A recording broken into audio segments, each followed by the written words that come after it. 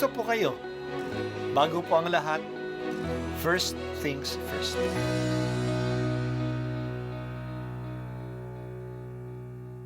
Good morning po. Sinisimulan po natin ngayon ang first things first. At dito po, tinatalakay natin sa unang bahagi ng umaga natin ay ang first readings na binabasa po sa banal na misa. Ito pong tinatalakay natin kasi madalas po marami na tayong alam tungkol sa gospel readings. Pero konti po ang nagsasalita sa first readings. Pero ang first readings, bahagi din po yan ng Biblia, ng banal na kasulatan. Kaya susubaybayan po natin ang mga first readings. Basahin po natin at kuminsan kailangan ng basahin ng 2 o 3 beses bago maintindihan kasi hindi po tayo familiar sa mga istorya at sa mga kaisipan na tinatalakay dito. Ang pagbasa mula sa unang sulat ni Apostol San Juan. Minamahal kong mga kapatid, tinatanggap natin ang anumang ating hingin sa Diyos sapagkat sinusunod natin ang kaniyang mga utos at ginagawa ang nakalulugod sa Kanya. Ito ang kaniyang utos, manalig tayo sa kaniyang anak na si Hesukristo at mag-ibigan gaya ng iniutos ni Kristo sa atin. Ang sumusunod sa mga utos ng Diyos ay nananatili sa Diyos at nananatili naman sa Kanya ang Diyos. At sa pamamagitan ng Espiritong ipinagkaloob niya sa atin, ay nalalaman nating nananatili siya sa atin. Mga minamahal, huwag ninyong paniwalaan agad ang bawat nagsasabing sumasa kanila ang Espiritu. Sa halip ay subukin ninyo upang malaman kung mula sa Diyos ang Espiritong sumasa kanila. Sapagkat marami ng bulaang propeta ang lumitaw sa sanlibutan. Ito ang pagkakakilanlan kung sino ang kinaroroonan ng Espiritu ng Diyos. Ang nagpapahayag na si Hesukristo ay naging tao ay siyang kinaroroonan ng Espiritong mula sa Diyos. Subalit ang hindi nagpapahayag ng gayon tungkol kay Jesus ay hindi kinaroroonan ng Espiritong mula sa Diyos. Ang Espiritu ng Antikristo ang nasa kanya. Nasabi na sa inyong ito'y darating at ngayon nga'y nasa sanlibutan na. Mga anak, kayo'y sa Diyos at pinagtagumpayan ninyo ang mga bulaang propeta sapagkat ang Espiritong nasa inyo ay makapangyarihan kaysa Espiritong nasa mga makasanlibutan. Sila'y sa sanlibutan, kaya't mula sa sanlibutan ang itinuturo nila at nakikinig sa kanila ang sanlibutan. Ngunit tayo'y sa Diyos. Ang sino mang kumikilala sa Diyos ay nakikinig sa atin. Ngunit hindi nakikinig sa atin ang sino mang hindi sa Diyos. Sa ganito nga natin nakikilala ang Espiritu ng katotohanan at ang Espiritu ng kamalian. Ang salita ng Diyos. Salamat sa Diyos. Sa mga katuruan ni Papa Francisco, palaging lumalabas ang salitang discernment. Ang ibig sabihin nito ay pagkilatis, pagsusuri kung ano ang totoo at ano ang peke. Dapat nating suriin ang binibili natin. Baka kaya ito'y gaya-gaya lang. Dapat nating suriin ang pagkain. Baka nakakasama ito sa atin. Baka ito ay may GMO. Baka may mga ingredients na cancerous o baka expired na. Suriin din natin ang balita. Baka fake news ito.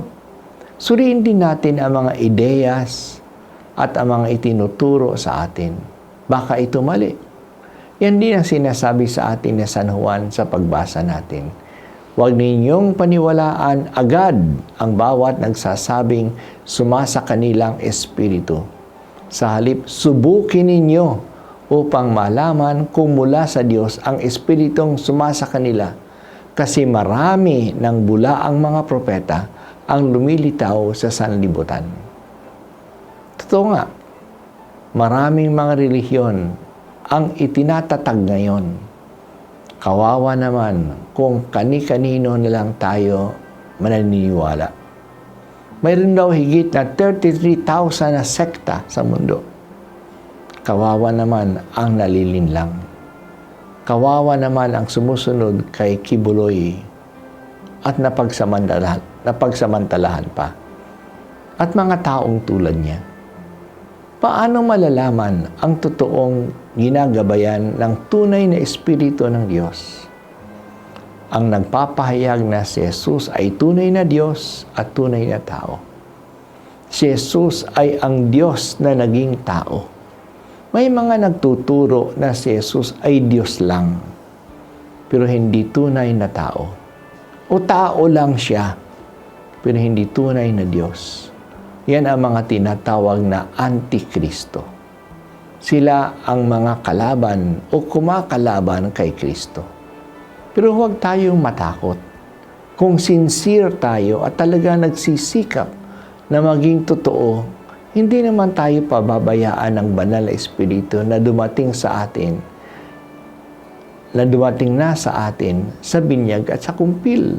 Hindi tayo pababayaan na magkamali kung tayo ay naghahanap ng katotohanan. Maganda ang sinabi sa atin.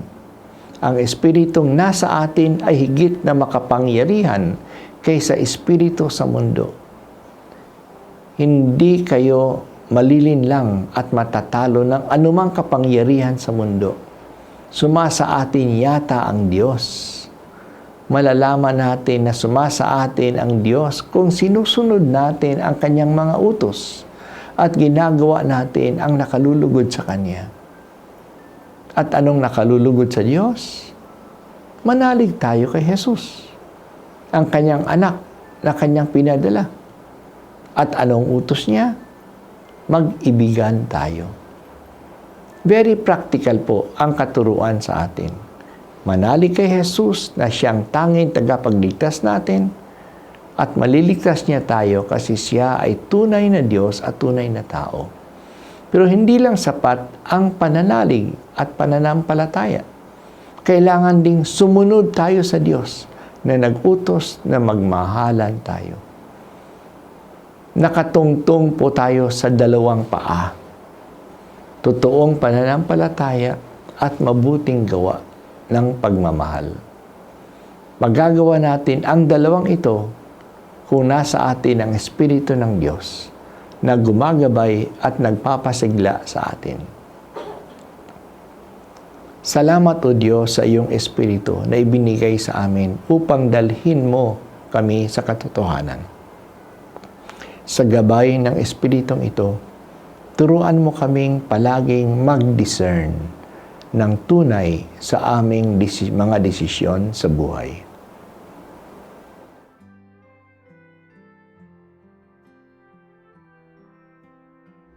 At ako po ay si Bishop Broderick Pabilio dito sa First Things First.